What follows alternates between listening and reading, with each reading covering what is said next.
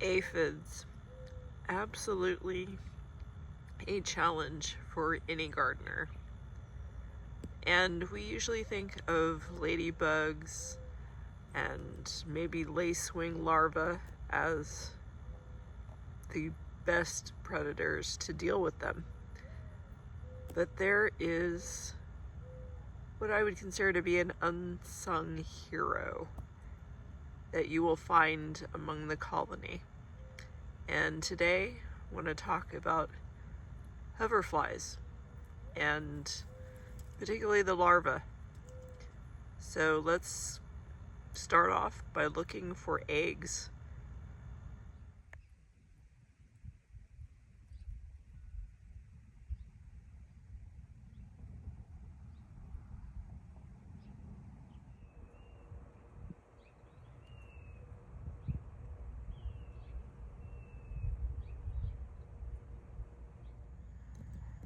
Well, there's no question that trying to find a single grain of rice, perhaps even a tiny bit smaller than that, among all the aphids is not something that most of us are going to be able to do. And it absolutely requires very close inspection and trying to not get them confused with other items such as the molt of some of the aphids, or maybe even confusing with white flies.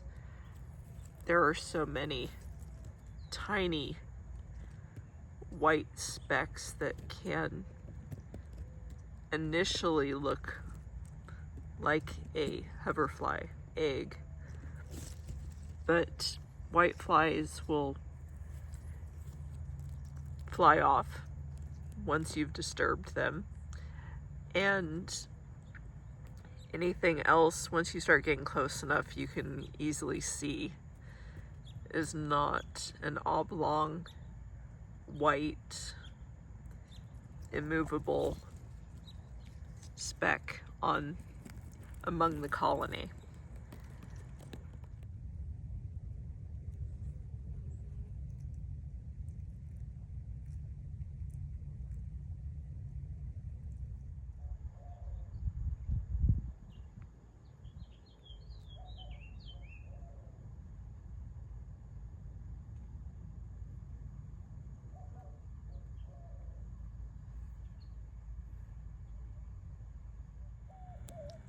So having laid the egg right in the middle of the food, the aphid colony, and now that it's hatched, it gets right in there with feasting, just as ladybug larvae and lacewing larvae. They are voracious in their appetite. And yes, they start out incredibly small, roughly the size of some of the small aphids. But it doesn't take long, consuming probably about 30 or so a day, for them to start gaining size. And initially, when they're hatched and they are the really tiny size, there's a good chance you're not seeing them. But once they've put on significant size, that's when you more than likely are seeing them, and you might confuse them for a different problem, thinking that they are a budworm or some other inchworm, some type of caterpillar. And that's one of the big areas I want to address, is being able to distinguish between the hoverfly larva and a caterpillar. So a caterpillar will have a tubular, consistent shape of the body.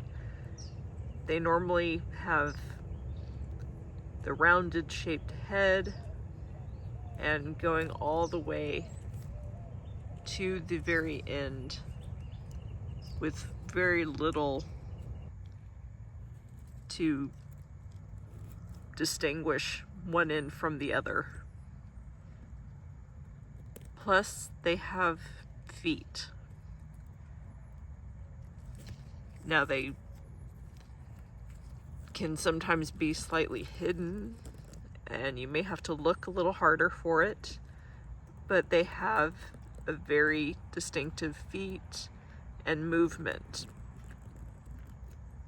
The larva of the hoverfly, on the other hand, is technically a maggot, which I know that term sounds a little gross, but it doesn't have legs.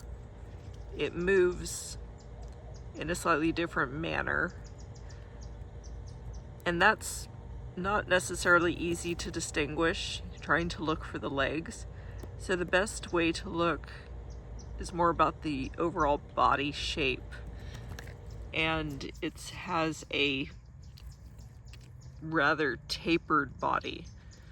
So the thickness in the middle, the head is practically comes to a very fine tip. I would almost say it looks a bit like a lacewing larva in being thicker in the middle and then tapering slightly on both ends, with the head space particularly being narrow. So that is a very clear indication that it is a hoverfly and not a caterpillar. And the second, or probably the most obvious, is that it's feasting on aphids. It's right there among the aphids, which you will not see a caterpillar doing. Not to say a caterpillar won't be found with aphids on the same plant, but the caterpillar is definitely not eating aphids and would be focusing on leaves or the buds, flowers, and things of this nature. So once that has happened and they've consumed all that they can stand and they've grown to the largest they will, which is still not that massive, they're ready to find a spot to hunker down and pupate.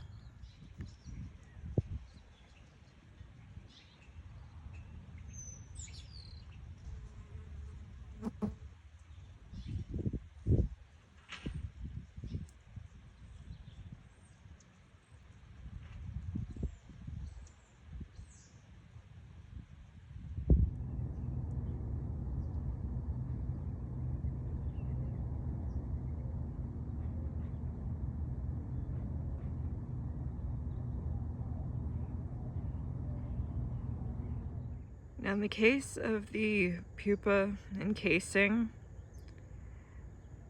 it often has been found near where the aphid colony was. I usually have not found them venturing off too far from where they were feasting, but they do find a spot to kind of tuck away. Often it's been on a leaf and as much obscured as possible. And you can see in this case, it's very much hidden because of the tan coloring. So they are tannish, kind of a tannish brown, and more of a teardrop shape. And hopefully with my hand being there, you can get a sense of the scale. So these are not large and not always easy to find unless you've really been paying attention to the aphid colony and observing what's going on. So they'll stay in this usually about a week. Sometimes they might overwinter, but during the summertime, when I'm finding this one, it's going to hatch within a few days at most to become the adult and start the cycle all over again. So even if you're not finding the egg or you're not finding the pupa, if you're at least finding the larva and noticing it feast on the aphids, then be more than excited to find it, and definitely encourage it to continue taking care of your issue. Anyway, I hope this is helpful, and please comment, respond, any questions you may have, and I would love to hear them, and I'll catch you next time.